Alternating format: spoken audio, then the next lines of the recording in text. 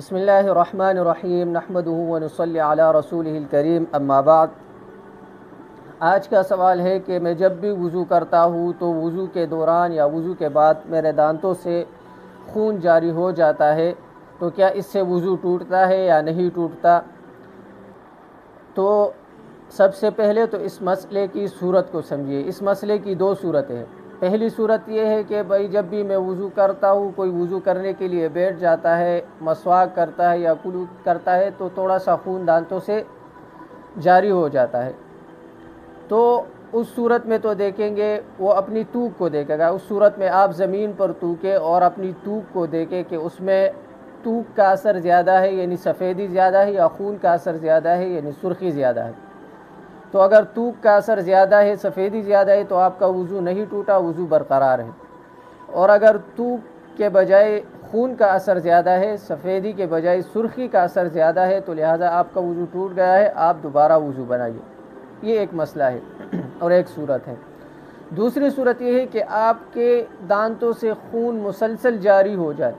یعنی جیسے ہی کوئی وضو کرتا ہے اور وضو کے دوران کلی کرتا ہے یا مسواک کرتا ہے تو اس کے دانتوں سے خون جاری ہو جاتا ہے اور پھر رکنے کا نام نہیں لیتا۔ ایسی صورت میں کیا کرے؟ ایسی صورت میں علماء کرام نے لکھا ہے کہ اس شخص کو انتظار کرنا ہوگا، یعنی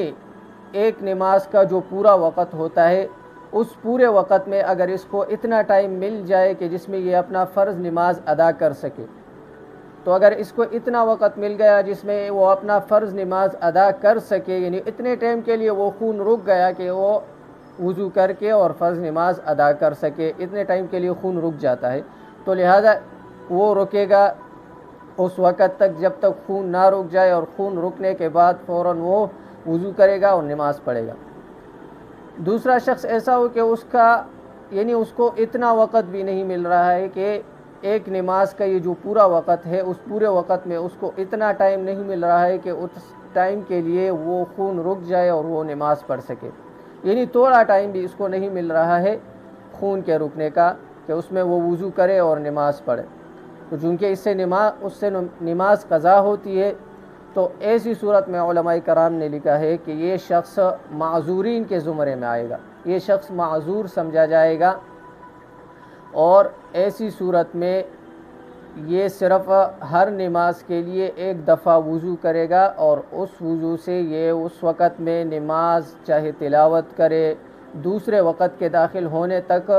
یہ اس وضو پر برقرار رہے گا، اس کا وضو برقرار رہے گا، چاہے اس وقت میں وہ تلاوت کرے یا نوافل پڑھے یا فرض نماز ادا کرے یا قضا ادا کرے، جو بھی نماز وہ ادا کرنا چاہے ادا کر سکتا ہے، لیکن اس وقت میں جیسے ہی دوسرا وقت داخل ہوگا تو وہ دوسرے نماز کے لیے وضو کرے گا۔